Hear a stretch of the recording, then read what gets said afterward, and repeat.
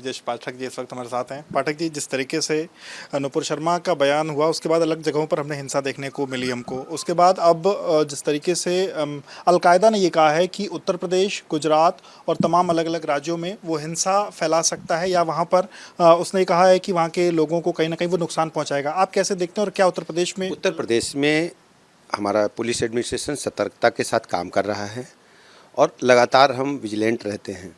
सभी जनपदों के पुलिस अधीक्षकों को कहा गया है कि वो अपनी तैयारी रखें, सतर्कता बरतें और पुलिस गश्त भी बढ़ाई है। हम कानून व्यवस्था से पूरी तरह से संतुष्ट हैं और यहाँ कानून तोड़ने वालों का कड़ाई से हम कानून के तहत दंड देने का प्रावधान है। हम किसी को बख्शने वाले नहीं हैं।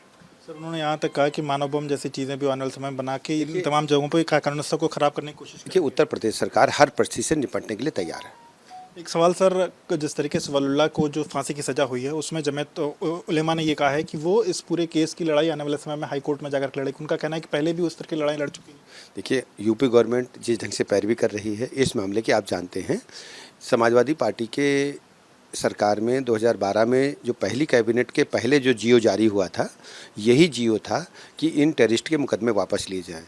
अयोध्या और लखनऊ और वाराणसी में जो बम ब्लास्ट हुए थे, और मुझे इस बात की प्रसन्नता है कि भारतीय न्यायपालिका ने इसमें ऐतिहासिक निर्णय लिया है और उत्तर प्रदेश सरकार अपना दायित्व निभाएगी, इसमें ठीक से पैरवी करेगी।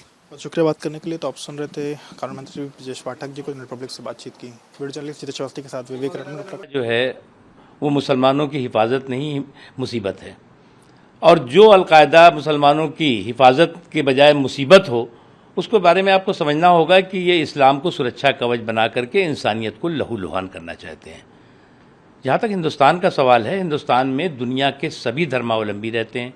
हिंदू हों, मुसलमान हों, सिख हों, ईसाई हों, पारसी हों, यहूदी हों, या जितने भी दुनिया के धर्म आप गिन लीजिए, हिंदुस्तान में रहते हैं। और उनकी सामाजिक, आर्थिक, शैक्षणिक, संवैधानिक और धार्मिक स्वतंत्रता और सुरक्षा यहाँ महफूज भी है और मजबूत भी है।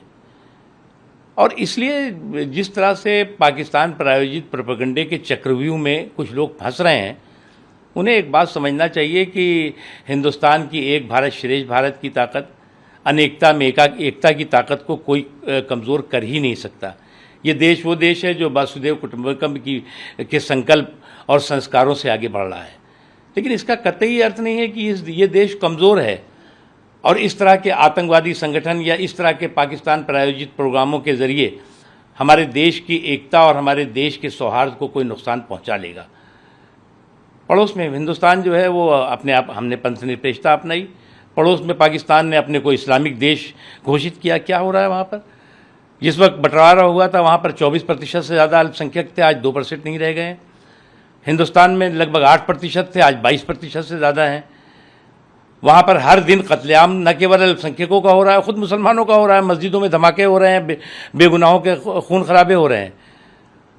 तो ये जो सेलेक्टिव मानवाधिकार की बात जो लोग कर रहे हैं और जहाँ पर मानवाधिकार की धज्जियाँ उड़ाई जा रही हैं, अल्पसंख्यकों का खुलेआम कत्लेआम और जुल्म और जुर्म की पराकाष्ठा है, उस पर आंख बंद किए हुए हैं। हिंदुस्तान के जो संस्कार है, संस्कृति है, उसको समझने के लिए इन अज्ञानियों को हिंदुस्तान की तारीख को और हिंदुस्तान की तस्वीर को देखना होगा, समझना होगा। और हमें हिंदुस्तान के भी उन तमाम लोगों से ये कहना है कि उन्हें भी ऐसे किसी भी साजिश और षड्यंत्र से होशियार रहना चाहिए जो देश की एकजहती को, देश की एकता को, देश की ताकत को नुकसान पहुंचाने की षड्यंत्र साजिशों में लगे हुए। देखिए, एक चीज़ आप समझ लीजिए, दंगे जो हैं वो इंसानों को ही नहीं मारते बल्कि इंसानियत का भी कत्लेआम करते हैं। ये बात हम सबको समझना चाहिए। और इन 8 सालों में नरेंद्र मोदी जी की सरकार ने इस देश में कोई भागलपुर जैसी घटना नहीं होने दी, कोई भिवंडी जैसी दंगे नहीं होने दिए, मलियाना जैसी घटनाएं नहीं होने दी, मालेगांव जैसे दंगे नहीं होने दिए। देश के अलग अलग हिस्सों में जो धमाके हुआ करते थे, आतंकवादी धमाके, उनको रोका। कुछ लोगों को बेचैनी इस बात की है कि इन 8 सालों में दंगों और दबंगों का जो राज था वो क्यों ख़त्म हो गया।